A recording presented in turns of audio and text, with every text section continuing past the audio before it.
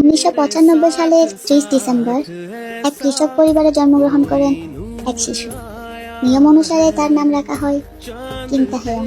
সেই দিনে সে ছোট্ট কিম তাহেয়ং কোনোদিনও ভাবতে পারেনি সেদিন বিটিএস মেম্বার হবে। ছোট্ট এক কৃষক পরিবার থেকে বের হয়ে আসা সেই কিম তাহেয়ং আজ বিটিএস মেম্বার হই।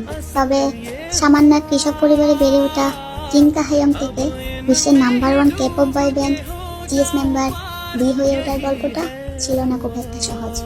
শুনতে হয়েছে তাকে হাজারো খারাপ মন্তব্য, তার কঠোর পরিশ্রম আর ভক্তদের ভালোবাসায় তাকে পৌঁছে দিয়েছেন সাফল্যের উচ্চ স্থানে।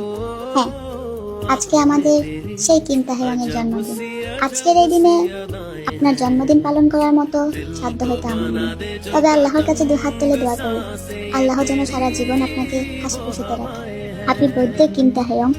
Wish you happy birthday, happy birthday.